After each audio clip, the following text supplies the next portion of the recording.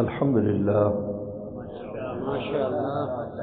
لله نحمده ونستعينه ونستغفره ونؤمن به ونتوكل عليه ونعوذ بالله من شرور أنفسنا ومن سيئات أعمالنا من يهده الله فلا مضل له ومن يضلل فلا هادي له ونشهد أن لا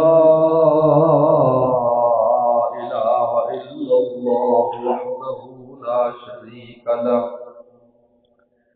ونشهد أن سيدنا وسندنا وحبيبنا وشفيعنا ومولانا محمدا عبده ورسوله صلى الله تعالى عليه وعلى آله وأصحابه وبارك وسلم. أما بعد فأعوذ بالله من الشيطان الرجيم. بسم الله الرحمن الرحيم. إن الذين آمنوا وعملوا الصالحات سيجعل لهم الرحمن ودا فإنما يسرناه بلسانك لتبشر به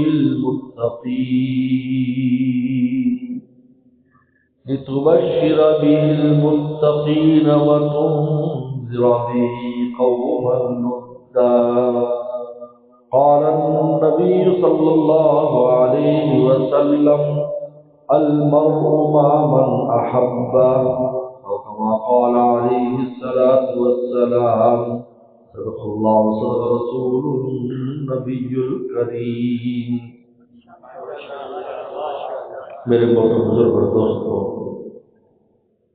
الحمدللہ 11 دن کا سفر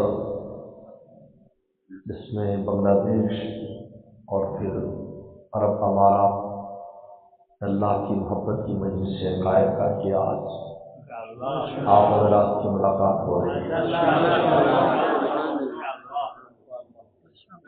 میرے دوستوں، پورے عالم میں اسی بات کی ضرورت ہے اللہ کے پیارے کیسے بنے.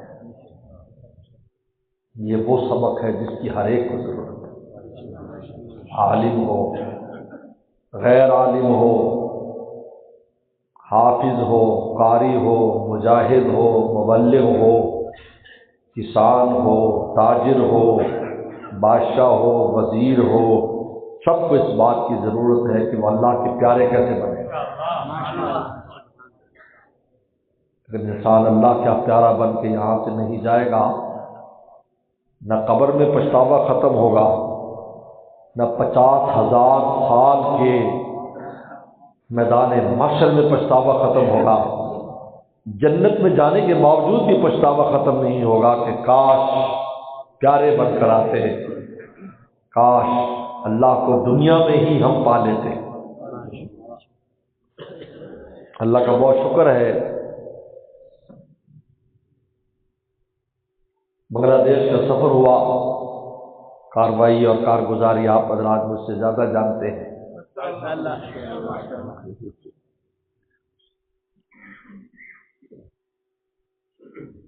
وہاں پر ایک بزرگ گزرے ہیں بہت بڑے، جو شیخ الاسلام حضرت مولانا سید حسین احمد مدنی رحمۃ اللہ علیہ کے شاگرد بھی تھے، خلیفہ بھی تھے. بہت بڑی شخصیت تھی حضرت مولانا شیخ لطف الرحمان برنبی رحمۃ اللہ علیہ. یہ وہ شخص تھے جن کو جوانی میں حضرت مدنی رحمہ اللہ نے خلافت دے دی تھی، جب ان کی عمر 23 سال تھی صرف. جب وہ وطن واپس آئے، سلہٹ کے علاقے کے رہنے والے ہیں، اور سلہٹ کے علاقے کی یہ خوش قسمتی ہے کہ شیخ الاسلام حضرت مولانا حسین مدنی سید حسین مدنی رحمۃ اللہ علیہ نے 17 رمضان وہاں گزارے ہیں. 17 رمضان کا فیضان بہت ہے. جب واپس آئے اور کہا کہ بھئی حضرت نے میری ڈیوٹی لگائی ہے، علم تو تھا، دارالعلوم دیوبند کے پڑھے ہوئے تھے، روحانی ڈیوٹی بھی لگائی ہے، تو لوگوں کو یقین نہیں آیا کہ تم نوجوان بچہ ہے 22-23 سال کا۔ حضرت مدنی رحمۃ اللہ علیہ اتنی جلدی تو کسی کو اس کام کی اجازت نہیں دیتے، تمہیں کیسے دے دی؟ لوگوں نے یقین نہیں کیا۔ انہوں نے خط لکھا حضرت کو کہ حضرت لوگ مجھ پر یقین نہیں کرتے کہ آپ نے میری روحانی ذمہ داری مجھ پر دی ہے، یہ ذمہ داری ہے، یاد رکھو۔ جب شیخ ذمہ داری دے دیتا ہے تو یہ کوئی ایسا ٹائٹل نہیں ہے کہ جس سے آپ کی واہ واہ ہو جاتی ہے، بلکہ ایسا ٹائٹل ہے کہ اب آپ کے ذمے کام پڑ گیا۔ جس طرح آدمی کی شادی نہ ہو تو مزے کرتا ہے، جب شادی ہو جاتی ہے تو بیوی کو بھی پالنا ہے، بچوں کو بھی پالنا ہے، اب رات دن اسی کام میں لگا رہتا ہے۔ اب جب انسان کو ذمہ داری روحانی دے دی جاتی ہے تو پھر وہ مخلوق کے اندر اللہ کی محبت کی کو لیے پھرتا ہے، تکلیفیں بھی اٹھاتا ہے، ہر طرح کے حالات پیش آتے ہیں، ہر طرح کے مرید اس کے متھے لگتے ہیں، لیکن وہ سب کو لے کر چلتا ہے اور اللہ کا پیارا بنانے کی کوشش کرتا ہے۔ یاد رکھیں، یہی درد دل ہے، یہی درد دل ہے جس کو اللہ والے لے کر پھرتے ہیں۔ پھر شیخ پورے عالم میں گئے، پورے عالم میں جاتے تھے، خلوتوں میں بھی ہم نے ان کو روتے دیکھا اور جلوتوں میں بھی روتے دیکھا۔ کیوں روتے تھے؟ یہ لوگ اللہ کے پیارے کیسے بن جائیں، یہ فکر ہے، یہ فکر ہے۔ ٹھاٹھی واہ واہ واہ نہیں ہے، واہ واہ تو خود ہی مل جاتی ہے جب خدا کا کام کر رہے ہیں۔ مجھے بتاؤ، تمہارے ملک کا کوئی نمائندہ کہیں جاتا ہے، سفیر جاتا ہے، کوئی جاتا ہے جی فلاں ملک میں میں نے کام کرنا ہے، تو اس کو پروٹوکول وہاں ملتا ہے، اس کو راحت کے سامان بھی ملتے سب ہے، لیکن اصل اس کی فکر یہ ہے کہ ملک کے لیے کام کر کے آئے۔ تو میرے دوستو، جب مولا کا کام کرے گا اس کو پروٹوکول بھی ملیں گے، راحت کی روٹی بھی ملے گی، راحت کے سامان بھی ملیں گے، لیکن ان کی فکر یہ ہوگی کہ میں نے خدا کی محبت کا پیغام پہنچایا یا نہیں۔ بڑی اہم بات ہے۔ تو حضرت مدنی رحمۃ اللہ علیہ تشریف لائے اس رمضان میں، حضرت خط لکھا کہ حضرت کس طرح تو تشریف لائے۔ بڑا مجمع ہوتا تھا جب حضرت آتے تھے، دنیا اکٹھی ہوتی تھی، حضرت کے بے شمار شاگرد بھی ان علاقوں میں تھے۔ حضرت نے فرمایا سنو، میں نے مولانا لطف الرحمان کو پہلی خلافت دیوبند میں دی تھی، آج دوبارہ سلہٹ کے اندر میں اعادہ کرتا ہوں، آج پھر میں ان کو خلافت دیتا ہوں۔ تو اللہ نے ان کو قبول کیا۔ بہت اونچے درجے کے عالم بھی تھے، اللہ والے بھی تھے، اور مزے کی عجیب بات ہے وہ ہمارے والد صاحب کے کلاس فیلو بھی تھے۔ وہاں پتہ چلا ان کا حضرت کی سند لاؤ تو چلا 1940 میں دورہ کیا ہے، وہی سال میرے والد صاحب کے دورے کے 1940۔ حیران ہو گئے ان کی اولاد، قبر پر حاضری ہوئی، ایک مسجد دکھائی انہوں نے، چھوٹی سی مسجد جو حضرت نے اور حضرت کے گھر والوں نے رات کے اندھیرے میں روزانہ کام کر کے اس جنگل میں بنائی۔ مزدور نہیں ہوتے تھے، چراغ کی روشنی میں میاں بیوی کام کرتے تھے، مسجد کی تعمیر کرتے تھے اور اس کی چھت وغیرہ ڈالی۔ الحمدللہ اس کو قدیم مسجد کہتے ہیں، ویسے تو بڑی شاندار مسجد وہاں بنی ہوئی ہے جو حضرت کے صاحبزادگان نے بنائی ہے، لیکن میں نے اس مسجد میں ظہر کی نماز اس مسجد میں ادا کی برکت کے لیے، آج حضرت نے زندگی اس میں یہاں گزاری۔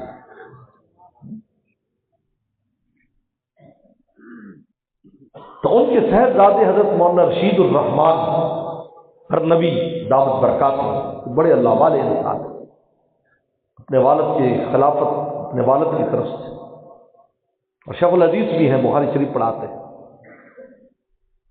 وہ ایک کانفرنس کراتے ہیں ہر سال، جہاں اللہ کی محبت کی بات ہوتی ہے اور اس کے لیے وہ دنیا سے بلاتے ہیں۔ تو مجھے بھی اسی کے لیے دعوت دی گئی تھی کہ لوگوں کو بتایا جائے کہ اللہ کے پیارے کیسے بنے، الحمدللہ 30,000 سے اوپر کا مجمع تھا، 30-40,000 کا مجمع، اور کتنی لمبی، تھوڑا سا بیان لمبا ہو جائے تو پیر صاحب کو بھی دیکھنا شروع کر دیں، پیر صاحب آج تو بہت لمبا بیان ہو گیا۔ میں خود وہاں تھا، جمعے کی نماز سے وہ کانفرنس شروع ہوئی اور اس میں بزرگوں کے بیان ہوتے رہے، جو پورے عالم سے دنیا آئی ہوئی تھی، ہندوستان سے بھی، یہاں سے بھی، انگلینڈ سے بھی، کہاں کہاں سے آئے ہوئے تھے، حضرت کے مریدین بھی تھے، علماء بھی تھے، وہ بات ہوتی رہی۔ میرا 9 بجے میرا بیان تھا، میں نے اپنا 1 گھنٹہ بیان کر کے پھر میں اپنی قیام گاہ پر آ گیا، تھوڑا سا میں نے کھانے پینے کے بعد آرام بھی کیا، پھر میں تہجد کے ٹائم کی آواز آتی میں اٹھا تو صبح کو 5:45 بجے دعا ہوئی۔ میں نے پوچھا کیا یہ اسی سال ایسا ہوتا ہے؟ کہا کہ نہیں، ہر سال ایسا ہوتا ہے، اور اللہ کی محبت میں بیٹھے رہتے ہیں، صبر دیکھا ہے لوگ بیٹھے صبح تہجد میں پھر حضرت نے خود ذکر کرا کر دعا کریں، دعا میں بہت مزہ آیا، ہم بھی قریب تھے، ہم نے بھی دعا کی ان کے ساتھ، ان کی دعوت پر میں وہاں حاضر۔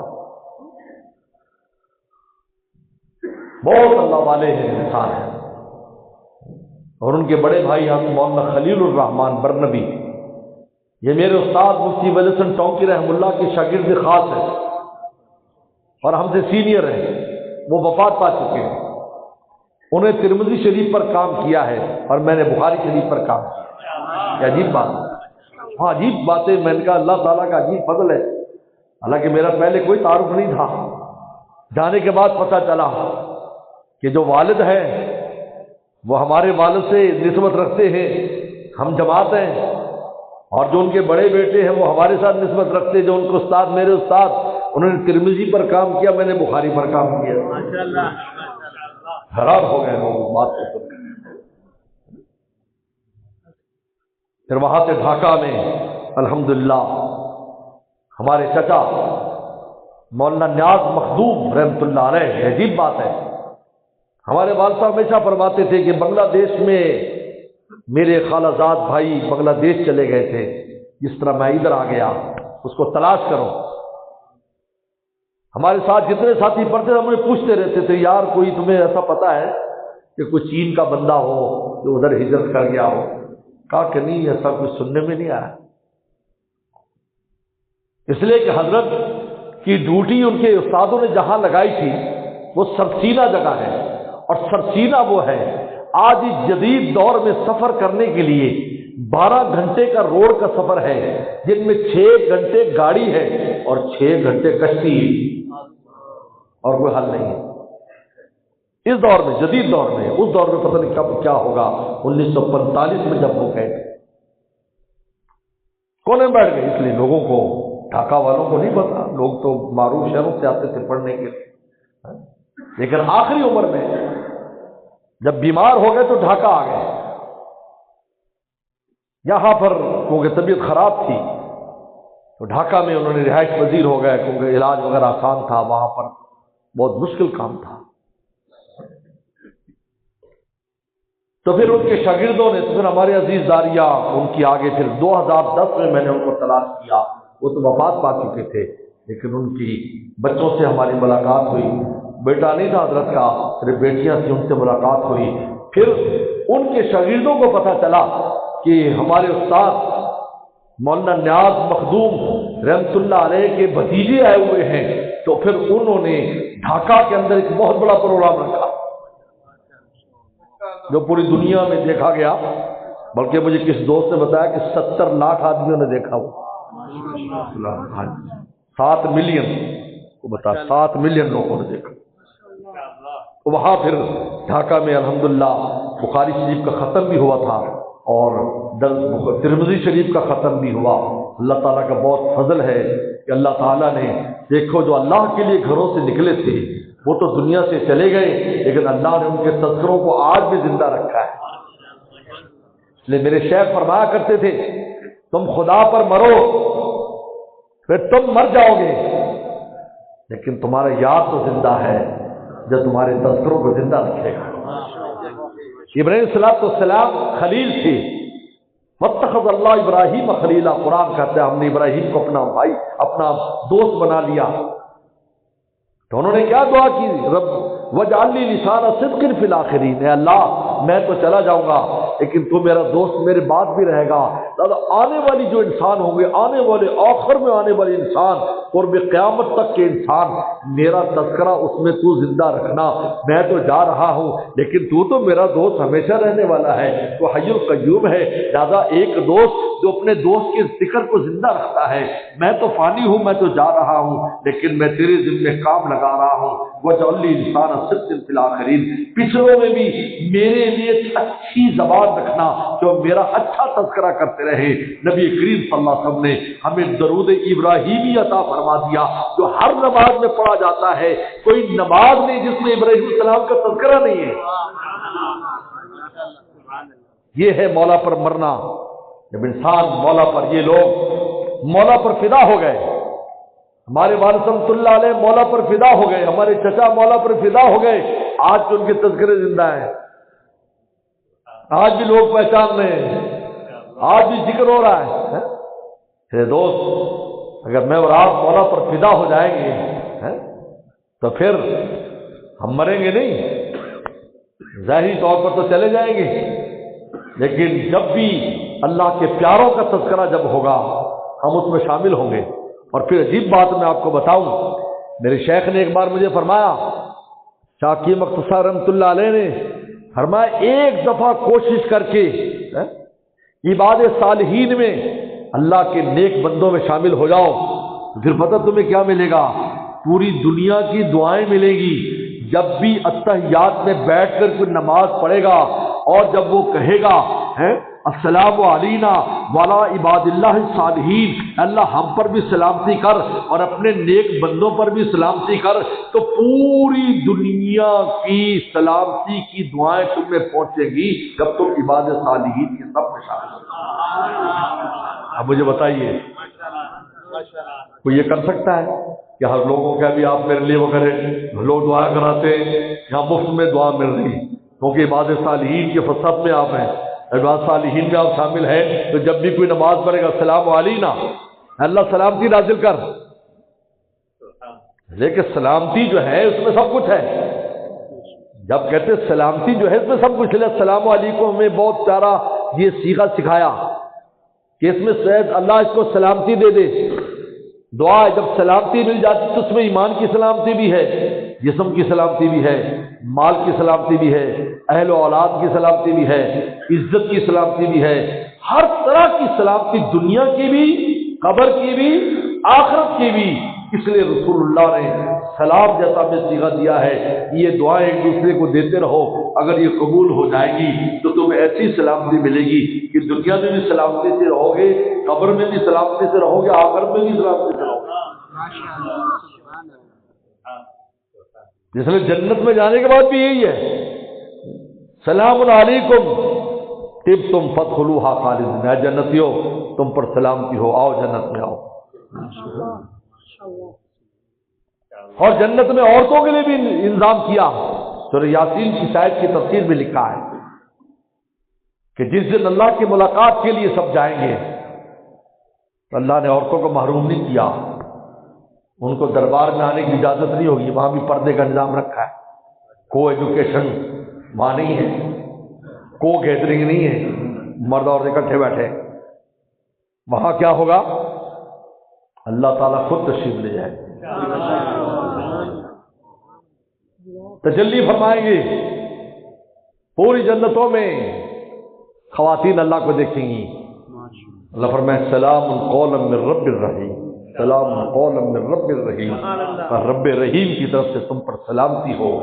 بس وہ جو انوارات ہوں گے اور اللہ کی سلامتی کا اثر ہوگا، ان کا بیوٹی پارلر ہو جائے گا، وہ حسین بن جائیں گی، خوبصورت ہو جائیں گی۔ جب مرد لوگ آئیں گے تو وہ عورتیں کہیں گی تم بہت حسین لگ رہے ہو، کہا کہ اللہ تعالیٰ کی محفل سے آئے ہیں، اس محفل کا ہم پر اثر ہے، ان انوارات کا اثر ہے۔ کہا کہ تم بھی بہت خوبصورت لگ رہی ہو، کہا کہ اللہ نے تجلی فرمائی تھی، فرمایا تھا سلام قولا من رب الرحیم فرمایا۔ اس لیے محققین نے لکھا ہے کہ عورتیں کب زیارت کریں گی؟ ہر جمعے کو زیارت ہوگی، عیدین پر زیارت ہوگی، عیدین پر بھی جو عید کا فنکشن ہوتا ہے، عید کا دن ہوتا ہے، اس دن بھی اللہ عورتوں کو پر تجلی فرمائیں گے، وہ جنتوں میں نہیں، دربار میں مردوں کو بلایا ہے، آ جاؤ، اور ان میں سیٹیں کیسے کیسے ہوگی، نہ شیطان کی مانی ہوگی، نہ معاشرے کی مانی ہوگی، مولا کی مانی ہوگی، ان کو اپنے ساتھ بٹھائیں گے، فی مقعد صدق، صدق کی سیٹیں ہوں گی، صدق کی جو ہے صدق کی نشست گاہیں ہوں گی، مقصد صدق عند ملک کے مقتصر، اللہ تعالیٰ کے قرب میں بیٹھے ہوں گے، تقوی کے اعتبار سے ہوگا، پھر آپ چلتے چلتے پھر بڑا پورا عالم میں ہوگا، کتنے کروڑ اربوں لوگ ہوں گے بیٹھے ہوئے اللہ کے دربار میں، لیکن اللہ کا قرب تقوی کے اعتبار سے ہوگا کہ اللہ کے پہلو کے اندر متقین بیٹھے ہوں گے، ان المتقین فی جنات والنہر، کہ اللہ نے آخرت بتایا کہ آخرت میں متقین کا سب سے بڑا اعزاز یہ ہوگا کہ اللہ اپنے پہلو میں ان کو بٹھائے، اور دنیا میں ولایت اور دوستی اس کے دل سے رابطہ رکھیں گے۔ جب انسان تقوی اختیار کرتا ہے، یاد رکھو نفس اس دل کو خراب کرتا ہے ہمارے، جب یہ خراب ہوتا ہے اس قابل نہیں رہتا کہ مولا رابطہ کرے، گندا ہے، تجلی کہاں اترے، تجلی تو قلب پر اترنا ہے، لیکن گندا ہے، گناہوں کے داغ لگے ہو، گندی خواہشات نے اپنے آپ کو تباہ و برباد کیا ہوا ہے، کبھی آنکھ کے ذریعے گند آ رہا ہے، کبھی کان کے ذریعے گند آ رہا ہے، کبھی زبان کے ذریعے گند آ رہا ہے، گندا ہوا ہوا ہے، کہاں تجلی آئے، کہاں نور آئے تو اترے گا کیا؟ اللہ فرمائے والذی انزل السکینۃ فی قلوب المؤمنین، حضرات صحابہ کرام کو عین بدر کے مقام پر جب اتنی بڑی فوج سامنے ہے اور صحابہ کے پاس کوئی ہتھیار بھی نہیں ہے اور بالکل بے سر و سامانی کا عالم ہے، اس وقت اللہ نے فرمایا ہم نے ان کے دلوں میں سکینہ ایک نور نازل کر دیا، اس نور کا اثر یہ ہوا کہ کھڑے کھڑے سو گئے، صحابی فرماتے 2 دفعہ تلوار میرے ہاتھ سے گر گئی اور میں حیران ہوا کہ ایک طرف خوف کا عالم ہے، کسی وقت بھی کچھ ہو سکتا ہے، جان جا سکتی ہے، پھر رسول صلی اللہ علیہ وسلم کو کچھ ہو سکتا ہے، سب زیادہ صحابوں کی فکر تھی ہمارے محبوب کو کچھ نہ ہو جائے، اور ہمیں نیند آ رہی ہے، تلوار گر رہی ہے ہمارے ہاتھ سے، لیکن کہا کہ جب اس کے بعد جب تھوڑی سی نیند کے بعد ہم جب بیدار ہوئے تو ہمیں ایسا لگا ہم نے بہت آرام کیا ہوا ہے، تھکن کا کوئی بھی اثر نہیں ہے، قرآن اترا کہ یہ کیا تھا، هو الذی انزل السکینۃ فی قلوب المؤمنین، یہ ہم نے تمہارے دلوں میں سکینت نازل کیا تھا، لیزدادوا ایمانا مع ایمانہم، تمہارے پہلے ایمان میں اس کے آنے سے اور اضافہ ہو گیا۔ اللہ پھر یہاں رابطہ کرتے ہیں، سکینہ نازل کرتے ہیں، لیکن کب؟ جب یہ محل سکینے کے قابل ہو، اگر یہ محل قابل نہیں ہے تو کہاں سے سکینہ آئے گا؟ مجھے بتائیے، تجلیاں اترتی، یہ عجیب قلب اللہ نے ہمارا بنایا ہے، اللہ یہ چھوٹی چھوٹی چیزوں پر ہم نے ضائع کر دیا اس کو، خدا کا نور یہاں آتا ہے، اور یہ نور کون سا ہے؟ من گنجم در زمین و آسمان، یہ شعر میں نے اس مجمع میں بھی کانفرنس میں سنایا تھا، تم کو بھی سنا، حضرت بہت خوش ہوئے۔ من گنجم در زمین و آسمان، اللہ فرماتے ہیں میری تجلی زمین آسمان میں نہیں سما سکتی، دیکھو پہاڑ پر نازل ہوئی تھی، رضا ہو گیا، کوہ طور رضا ہو گیا، فلما تجلی ربہ للجبل جعلہ دکا وخر موسیٰ صعقا، قرآن کہہ رہا ہے رضا کر دیا، درار پڑ گئی کوہ طور کے اندر۔ من گنجم در زمین و آسمان، میں زمین آسمان میں میری تجلی کہیں سما نہیں سکتی، لیکن گنجم در قلوب المؤمنین، لیکن میں مومنوں کے دلوں میں سما جاتا ہوں۔ بانی دارالعلوم دیوبند قاسم علوم الخیرات نے مثال دی، بڑی پیاری مثال ہے، فرمایا کہ آئینہ لے لو، آئینہ چھوٹا سا آئینہ، دھوپ میں چلے جاؤ اور اس آئینے کو ایسے کرو پورے سورج کا فوٹو آئے گا، اس میں آئے گا نہیں؟ بولو، صرف فوٹو نہیں آئے گا، گرمی بھی آتی ہے، آپ ایسے کرو سائے میں بیٹھے ہوئے پر وہ دھوپ پھینکو، اس کو گرمی لگے گی، گرمی لگے گی اس کو، ایسے کرو زمین سے کروڑوں گنا بڑا ہے، وہ اس آئینے میں سما جاتا ہے اور گرمی بھی آتی ہے، فرمایا وہ نور قلب میں سما جاتا ہے اور اس نور کے ساتھ وہ نور کے اثرات بھی قلب میں آتے ہیں۔ صرف فوٹو اسٹیٹ نہیں ہوتا، یہ خالی فوٹو اسٹیٹ ایسا نہیں ہے، ایسا نہیں ہے، بلکہ کہتے ہیں اس کا اثر بھی بڑھ جاتا ہے۔ عجیب بات ہے، اللہ والوں نے بھی عجیب باتیں سمجھائی کہ جب اللہ کے نور کے ساتھ پیغمبر کا نور ملتا ہے تو اس کا اثر بڑھ جاتا ہے۔ مثال دی، کہا کہ دھوپ میں تم کاغذ لے لو، جلے گا نہیں، گرم ہوگا، لیکن بیچ میں آئینہ رکھو اچھا، تو اچھے کی توسط سے جب وہی دھوپ جائے گی آگ لگ جائے گی کاغذ کا۔ صحیح ہے غلط ہے؟ فرمایا جب اللہ کا نور نبی کے ذریعے آگے بڑھتا ہے، ایمان والوں کو آگ لگ جاتی ہے، ان کا قلب روشن ہو جاتے ہیں، ورنہ قیامت تک اسی طرح، اور یہ قلب صاف شفاف ہو کر اللہ کی تجلی کا لائق ہو جاتا ہے۔ من نہ گنجم در زمین و آسمان لے گنجم در قلوب مومنہ، والذی، یہ تو قلب میں آئے گا، لیکن کب آئے گا؟ جب قلب اس بات کا اہل ہو۔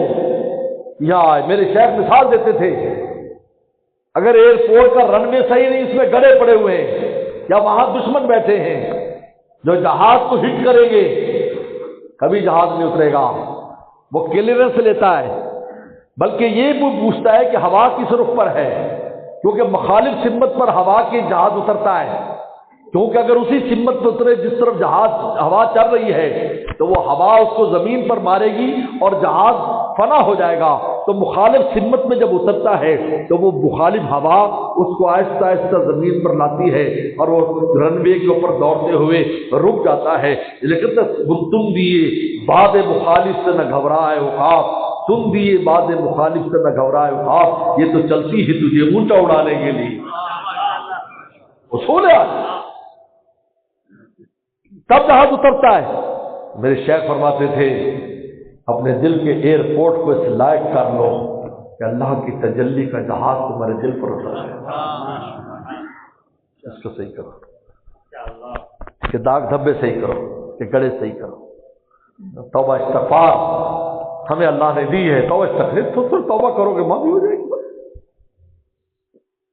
ندامت قلب کے ساتھ مولا سے معافی مانگو اور آئندہ کے لیے عزم کرو کہ ہم کوئی گناہ نہیں کریں گے، اللہ کو ناراض نہیں کریں گے۔ کا نتیجہ کیا نکلے گا؟ یہ قلب اس لائق ہو جائے گا کہ اللہ اپنی تجلی اور انوارات اس کے اندر بھیجے۔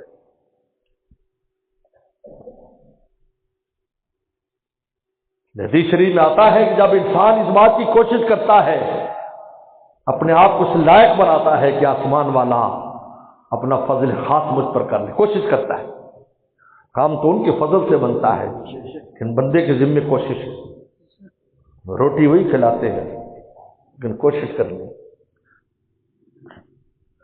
ان کوششوں میں ایک یہ کوشش یہ ہے، اللہ کے پیاروں کے پاس جاؤ، ان کے پاس کونوا مع الصادقین، وہاں جاؤ، ان کی صحبتوں میں بیٹھو، ان کے پاس بیٹھو گے تو دیکھو کیسے کام بنتا ہے۔ یہ ان کوششوں میں ایک کوشش یہ بھی ہے، اہم بات یہ ہے۔ پھر خلوت جلوت میں مولا کا بن کے رہنا۔ ابھی دبئی میں جو الحمدللہ میرا بیان ہوا، اس حدیث پر میں نے اتق اللہ ہی تما کنت، تقوی اختیار کر تو جہاں بھی ہے۔ میں نے کہا 1400 سال پہلے پیغمبر صلی اللہ علیہ وسلم نے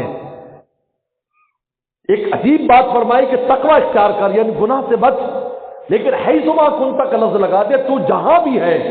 اور میں چلیے کہ لوگ مخلوق کی وجہ سے گناہ نہیں کرتے، یا لوگ کیا کہیں گے، کوئی میری تصویر نہ بنا لے، وائرل نہ کر دے، لہذا لوگوں کے سامنے گناہ نہیں کرتے، لیکن جب خلوت میں جاتے ہیں، جب وہ اکیلا ہوتا ہے اور مولا وہی ہوتے ہیں، پھر خدا کو ناراض کرنے کے کام کرتا ہے، تو فرمایا حیثما کنتا، تو جہاں بھی ہو، اکیلا ہو، مجمع میں ہو، زمین پر ہو، پانی پر ہو، فضا میں ہو، فضا میں ہو، جہاز میں، وہاں بھی مولا دیکھ رہے ہیں۔ تقوی اختیار کر، حیثما کن، تقوی اختیار کر۔ میں جب آسٹریلیا پہلی مرتبہ گیا، بہت لمبا سفر تھا، 14 گھنٹے کا سفر تھا، تو میں بیٹھا ہوا تھا. یہ بڑے جہاز جو لمبے سفر میں چلتے ہیں ان کے اندر پورے فلم دیکھنے کا اور ڈرامے دیکھنے کا پورا نظام ہوتا ہے. شاید ہی کوئی آدمی ہوگا جو اس میں مشغول نہ ہو. بڑی واحد قسم کی چیزیں چل رہی ہیں. اور 14 گھنٹے کا سفر ہے اور دائیں بائیں ہر طرف فلمیں لگا کر لوگ بیٹھے ڈرامے دیکھ رہے ہیں اپنا وقت پاس کرنے کے لیے. کبھی میرا وقت ہم وقت کیسے پاس کریں؟ ہم یہ مولا کے ساتھ پاس کرنا. ایک بڈھے سے پوچھا نا کسی بچے نے پوتے نے کہ دادا جان یہ پہلے زمانے میں جب موبائل نہیں ہوتے تھے اور یہ چیزیں تمہارا ٹائم کیسے پاس ہوتا تھا؟ انہوں نے کہا جیسے آج تمہارا بغیر نماز اور روزے اور قرآن کے پاس ہو رہا ہے نا، جیسے تمہارا آج پاس ہو رہا ہے اللہ کے بغیر، ایسے ہمارا اس وقت پاس ہوتا تھا موبائل کے بغیر. کوئی خوبصورت بات ہے. 2-4 گھنٹے کا سفر ہوا تو اتنے دیر میں ایک عرب نوجوان آیا، وہ جو خدمت کر رہے تھے. یہ عربی عجیب ہے، یعنی مرد جو ہوتے ہیں وہ تو عرب ہوتے ہیں لیکن عورتیں عرب نہیں رکھتے، وہ ادھر ادھر سے رکھتے ہیں. یہ بڑی ان میں عجیب غیر کا معاملہ ہے. خیر وہ آیا نوجوان کہ میں نے آپ سے کچھ بات کرنی. میں نے کہا جی بات کریں. میں انگریزی میں بات کر رہا تھا. میں نے کہا عربی آتی؟ کہا کہ میں عربی میں بات کروں زیادہ اچھا ہے رسول اللہ کی زبان. اور عجیب بات ہے کہ عربی زبان ایسی زبان ہے کہ آپ دنیاوی بات بھی کرو تو ثواب ملتا ہے. یہ عجیب بات ہے. دنیاوی بات کئی حال کا آپ کا کیا حال، اس پر اجر ملے گا. انا بھی خیر، اس پر اجر ملے گا.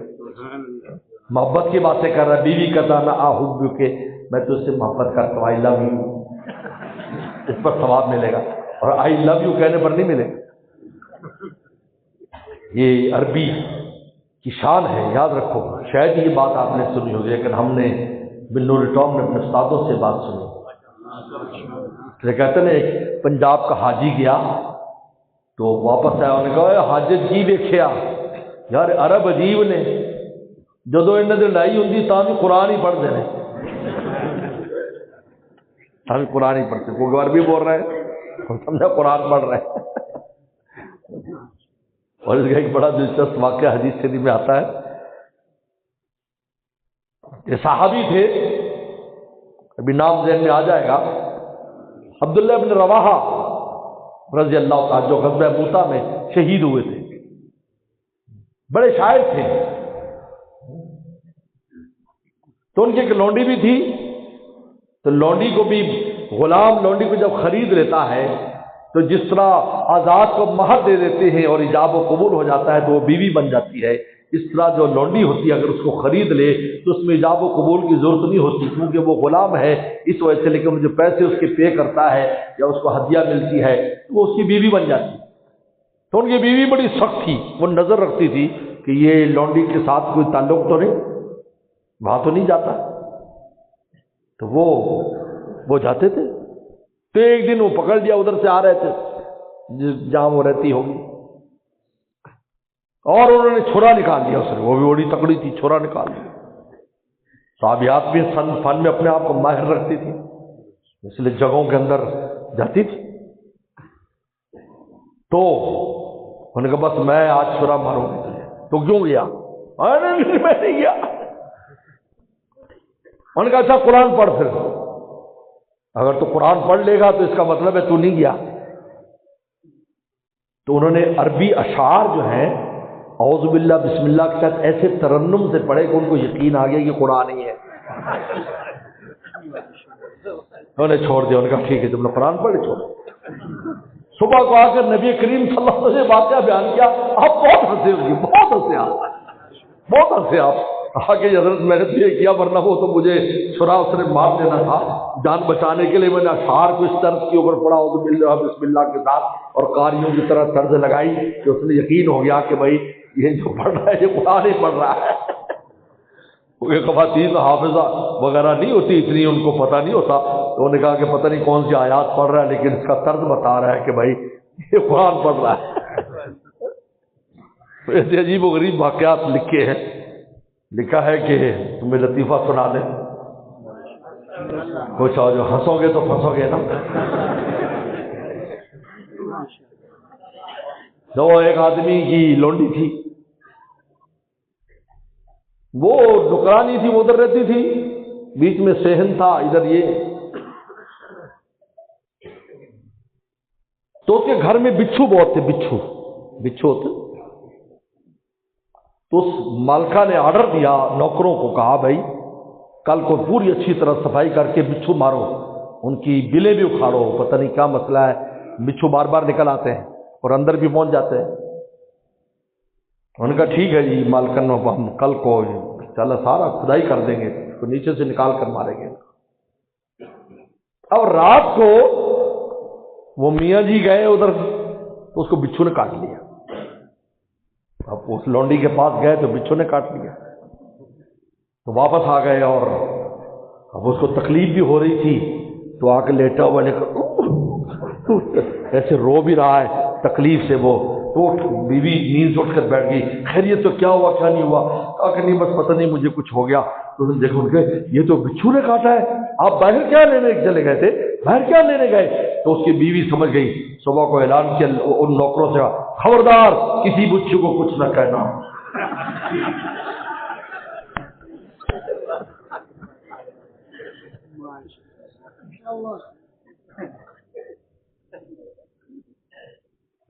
تو عربی زبان اللہ تعالیٰ نے ایک عجیب بنائی، کیونکہ اللہ کی زبان ہے نا، دنیا کی بات بھی کرے تو اس پر اجر ملتا ہے۔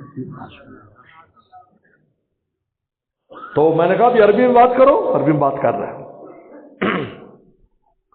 انہوں نے کہا کہ میری پوری زندگی، میں آج 10 سال ہو گئے سروس کرتے ہوئے یہاں، میری پوری زندگی اس سیکٹر پر گزرتی ہے، میں یہاں سے اب جاؤں گا، ایک دن ریسٹ کروں گا، پھر اگلے دن 14 گھنٹے کا سفر کر کے دبئی آؤں گا، پھر ریسٹ۔ پھر کہا کہ مجھے گھر جانے کا بھی وقت نہیں ملتا، نوکری ہماری اس قسم کی ہے، لیکن مجھے ایمان کے بارے میں قلب میں بہت سی ایسی باتیں ہیں، لیکن میں کس عالم کے پاس جا کر کس سے بات کروں؟ تو میں نے دیکھا کہ جہاز میں سارے ہولڑ بازیاں کر رہے ہیں، لیکن آپ تسبیح پھیر رہے ہو، کوئی سکرین آپ نے نہیں کھولی ہوئی۔ تو میں نے کہا یار یہ شیخ معلوم ہوتے ہیں، عالم معلوم ہوتے ہیں، اس لیے میں آپ کے پاس آ کر بیٹھ گیا، آپ پلیز۔ میں نے کہا ہاں ٹھیک ہے، آپ صحیح جگہ آئے، آپ مجھے بتائیں۔ انہوں نے کہا اشکالات کچھ کیے، باتیں تو معمولی تھی، لیکن انسان کو جب پتہ نہ ہو تو چھوٹی بات بھی بڑی بن جاتی ہے۔ تو میں نے اس کو خیر 1 گھنٹے میں باتیں چیتی ہوئی، ماشاءاللہ اس کا دل کھل گیا، میرے ماتھے پر اس نے بوسہ دیا، اور پھر جا کر جو خدمت شروع کی۔ کبھی کوئی چیز جو فرسٹ کلاس میں خدمت ہو رہی تھی وہ یہاں لا رہا ہے، اکانومی میں لا رہا ہے، بار بار آ رہا ہے۔ تو ارد گرد انگریز بیٹھے تھے، تو ان انگریزوں نے اس کو انگریزی میں کہا کہ بھائی اس بندے میں کیا مسئلہ ہے کہ اس کے لیے بار بار تھوڑی دیر کے بعد کوئی نہ کوئی چیز آ جاتی ہے، ہمیں تم نے 1 دفعہ دینے کے بعد پوچھتے نہیں ہو، کیا مسئلہ ہے؟ تو انہوں نے عربی میں اس کو گالی دی، یعنی کہا گدھے، خنزیر، کس طرح، وہ انگریز تو نہیں سمجھیں گے، گالی دی۔ اور پھر انہوں نے کہا کہ نہیں کوئی بات نہیں ہے، ہمارا کوئی بڑے خصوصی مہمان ہے۔ پھر عربی میں کہنے لگے مجھے ان گدھوں کو کیا پتا آپ کون ہیں؟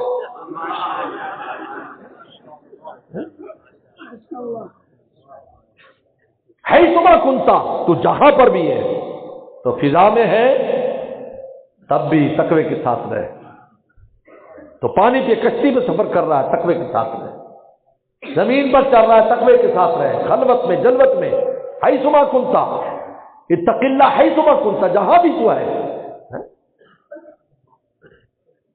تو رسول اللہ صلی اللہ علیہ وسلم نے کتنے پہلے یہ بات فرما دی، خلوت جلوت میں اپنا دھیان رکھے انسان، اس نفس کو بے قابو نہ ہونے دے، کیونکہ یہ اس ایئرپورٹ کو خراب کرتا ہے جہاں سکینے کے جہاز میں نازل ہونا ہے۔ اب مجھے بتائیے کہاں نازل ہوگا پھر؟ اللہ کے انوارات کیسے قلب میں آئیں گے پھر آپ کے؟ اللہ کس طرح دوست بنائیں گے؟ تو جب انسان ایسی کوشش کرتا ہے تو پھر کیا ہوتا ہے؟ جبرائیل السلام کو اللہ بلاتے ہیں، حدیث شریف میں آتے ہیں، بخاری کی حدیث، اے جبرائیل فلاں بندہ ہم کو پیارا لگتا ہے، تو بھی اس سے پیار کر۔ کہتے سب سے پہلے جبرائیل السلام اطلاع دیتے ہیں کہ مجھے فلاں بندہ سے مجھے محبت ہے، تو بھی اس سے محبت کر۔ پھر کچھ عرصہ گزرتا ہے، حاملین عرش جو 8 فرشتے عرش کو اٹھائے ہوئے ہیں 8 فرشتے. کہاں عرش ہے؟ تو سرا میں ان کے قدم ہیں. عام فرشتے نہیں ہیں، عرش ان کے کندھوں کے اوپر ہے. ان کو حکم ہوتا ہے، جبرائیل السلام کو حکم ہوتا ہے کہ کہو میں فلاں بندے سے محبت کرتا ہوں، تم بھی محبت کرو. وہ پہچان جائے محبت کرتے ہیں. پھر سدرۃ المنتہا کے فرشتوں کو حکم ہوتا ہے، پھر 7ویں آسمان کے فرشتوں کو حکم ہوتا ہے، پھر 6، پھر 5ویں، پھر 4، پھر 3، پھر 2، پھر پہلے، پھر زمین آسمان کے درمیان جتنی مخلوقات اور فرشتے ان کو حکم ہوتا ہے. ثم یوضع القبول فی الارض، پھر آخر میں اللہ تعالیٰ زمینی مخلوق جس میں انسان بھی شامل ہے، جانور بھی شامل ہیں، ان کی دلوں میں شک کی محبت ڈالتی ہے.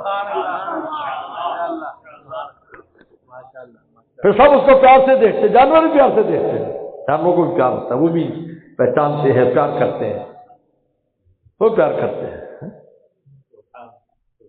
مجھے اس دفعہ واقعہ سنایا ایک شخص نے جو سلہٹ میں میرے شیخ کے ساتھ تھے. میں تو 1997 میں حضرت کے ساتھ گیا تھا، وہ پہلے کی واقعہ سنا رہے تھے کہ سلہٹ میں چڑیا گھر ہے اور بنگال ٹائیگر جو ہے، بنگال ٹائیگر دنیا کا سب سے طاقتور شیر ہے اور خوبصورت شیر ہے. داری دار ہوتا ہے، بہت خوبصورت ہوتا ہے اور بہت لمبا چوڑا ہوتا ہے. یہ جو میں اور شیر دیکھتے ہیں یہ افریقی شیر ہے. بنگال کے شیر، بنگال ٹائیگر بڑا مشہور ہے، سندر بن کے جنگل میں ہوتا ہے. وہ سنا ہے کہ جنگل ہے اس میں شیر ہوتے ہیں، ہمیں دکھاؤ. تو وہ بہت خطرناک جنگل ہے، وہ ایسا منظم نہیں ہے. تو وہ جو گائیڈ تھا نا جو ادھر تو نہیں لے گیا، تو بندر دکھائے. تو ہمارے ایک عزیز کہنے لگے کہ وہ جب واپس آیا تو اس نے تصویریں لی ہوئی تھی. انہوں نے کہا کہ یار تمہارے ہاں تو شیر ایسا ملتا ہے، یہ جو دیکھو نا. انہوں نے کہا یہ شیر ہے، یہ دیکھو یہ شیر ہے جو بندر کی شکل کے، یہ شیر ہے تمہارے ہاں. انہوں نے کہا وہ تو لے کر ہی نہیں گیا. کہا کہ حضرت والا تشریف لے گئے تو شیر بڑی آوازیں نکال رہا تھا. پتہ نہیں اس کو بڑا غصہ آیا ہوا تھا اور اندر اچھل کود رہا تھا، کبھی ادھر جا رہا ہے، کبھی ادھر جا رہا ہے، کبھی زور زور سے پنجرے کو ہاتھ مار رہا ہے. کہا کہ چوئی حضرت والا رحمت اللہ علیہ گاڑی سے اتر کر پنجرے کے پاس گئے اور میں وہ خاموش ہو کر دوزانو ہو کر سامنے بیٹھ گیا. کا منظر ہم نے خود دیکھا. اور دوسری بار میں نے 1997 میں ڈھاکہ کے چڑیا گھر میں 25 شیر تھے، 25 شیر. ہم ایک دن پہلے دوستوں کے ساتھ چکر لگائے، ہم نے ان کو بہت ہو ہا کی اور لیکن انہوں نے کان بھی نہیں اٹھائے. بیٹھے تو آرام سے بیٹھے، شور شرابہ بھی کوئی آواز منہ سے نکالے. اگلے دن حضرت والا نے کہا کہ بھائی ہمارے حضرت کو شیر بہت پسند ہے.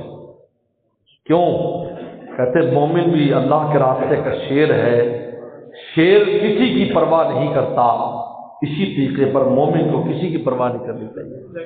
اوئے اوئے اوئے اوئے اوپر دیکھے. اس لیے شیر کا شکار کرنے والے جو ہیں ان کی جان بھی چلی جاتی ہے. اس لیے کہ شیر کو جب پتہ ہے کہ مجھے گولی مار رہے ہیں، بجائے بھاگنے کے حملہ آور ہوتا ہے.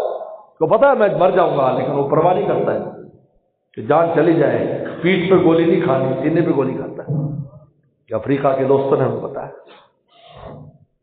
حضرت والا گئے. اچھا جب بندر آتے تھے تو حضرت آنکھ بند کر لیتے تھے، کیونکہ بندر جو ہے وہ لومڑی اور بندر زمانے کے ساتھ چلتا ہے. کہتے نا ایک پنجرے میں بندر اور بندری بیٹھے تھے، آپس میں کھیل کود کر رہے تھے. تو میاں بیوی گزرے. تو میاں بیوی نے میاں کو کون نہیں ماری. ہاتھ میں بوتل تھی، یہ جو وہ پی رہا تھا بوتل، انہیں ایسے کر کے جو کی نا تو بندری کو چھوڑ کر بندر صاحب وہ پنجرے کے پیچھے چلے گئے اور بندری وہیں وہ پیچھے چلے گئے.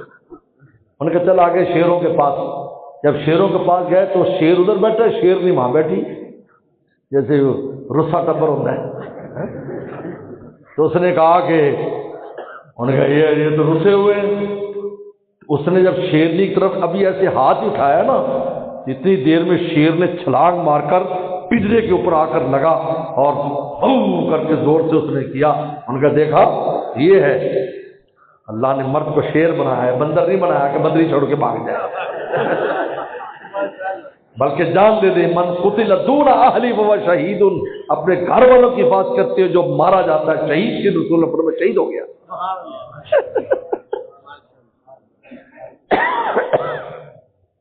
تو حضرت والا تشریف لائے، آپ یقین مانیں یہ منظر میرے آنکھوں کے سامنے.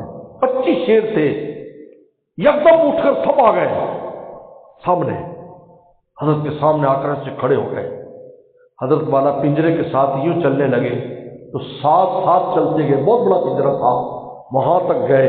یہ واپس آئے تو واپس آئے، جب حضرت آ کر واپس کھڑے ہوئے تو سب نے بولنا شروع کر دیا. پورے چڑیا گھر میں عجیب منظر ہوا، لوگ بھاگ پڑے، بھئی کیا ہوا، اتنی آوازیں. 25 شیر سارے مل کر آوازیں نکال رہے ہیں. اور بنگال ٹائیگر ادھر پیچھے بند تھا، اس نے اتنی زور سے چیخ ماری، آواز نکالی. اس میں تو کئی بنگلہ دیش کے جو ساتھی تھے وہ بیچارے کانپنے لگ گئے. حضرت والے نے لاٹھی اٹھائی، کہا تمہیں کس نے کہا تھا میرے ساتھ آؤ؟ اگر تمہارا دل اتنا جو ہے وہ بزدل سے تم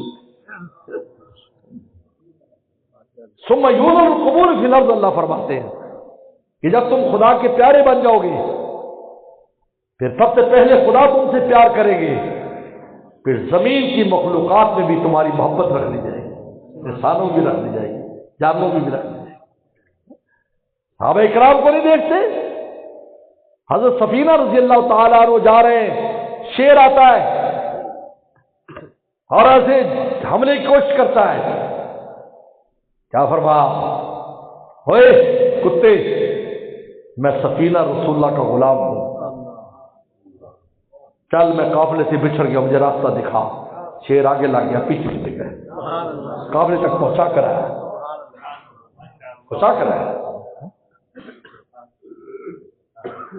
ہم عائشہ صدیقہ رضی اللہ تعالیٰ عنہ کی خدمت میں جو خاتون رہتی تھی، ان کے جو شوہر تھے تابعی تھے، آپ کے کابل تک آئے تھے جہاد کرتے. کابل میں، کابل اسی دور میں فتح ہوا تھا. یہاں آئے، ایک نوجوان نے کہا کہ سنا ہے کہ یہ بہت اللہ والا شخص ہے، میں دیکھنا چاہتا ہوں. رات کے آخری شب میں پہرا اپنے ذمے لیتے تھے، آخری شب کا پہرا. ساری فوج آرام کرتی تو پہرا لیتے، پہرا اپنے ذمے لے لیا. قریب میں بن تھا، بن سے مراد ہے کہ جھاڑیاں سی ہوتی ہیں، وہاں پانی ہوتا ہے، اس کو بن کہتے ہیں. اصحاب الایکا جس کو کہا ہے، اصحاب الایکا بھی یہی معنی ہے.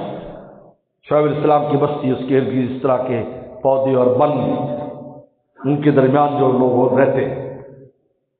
وہاں گئے تو دیکھا کہ وہاں پانی ہے، پانی سے وضو کیا، ٹھنڈا یخ پانی، برف گری ہوئی تھی.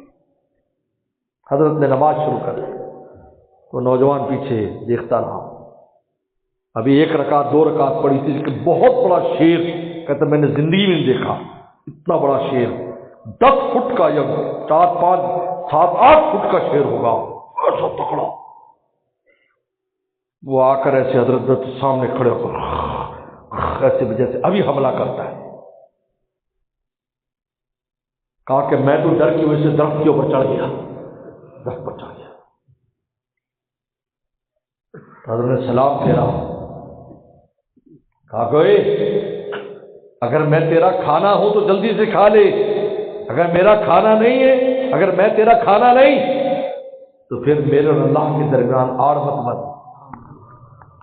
اتنی بات کرنی تھی، پتہ نہیں کس چیز نے کوئی ایسی اس کو چیز ماری کہ 10 فٹ وہ اونچا اچھلا اور شور مچاتا وہاں سے بھاگ گیا. کہا کہ مجھے ایسے کپکپی سی تاری ہو گئی ان کو دیکھ کر، اور میں پھر پیچھے سے اتر کر چپکے سے حضرت پاس بیٹھ گیا. تو پھر حضرت دعا کیا کر رہے ہیں؟ اللہ میں تجھ سے جنت تو نہیں مانگتا کیونکہ میں اس کا اہل نہیں ہوں، لیکن تو معاف تو کر سکتا ہے تو مجھے معاف کر دے. اب کچھ دن مجھے پتا چلا کہ کس درجے کا انسان تو میوز القبور کی لڑکی. لیکن مولا کا پیارا بننا پڑے گا میرے دوستوں، نفس سے جان چھڑانی پڑے گی. دل کے اس ایئرپورٹ کو اللہ کی تجلی کے لیے تیار رکھنا ہوگا، اللہ مجھے اور آپ کو عمل کی توفیق عطا فرمائے۔ آخر دعوانا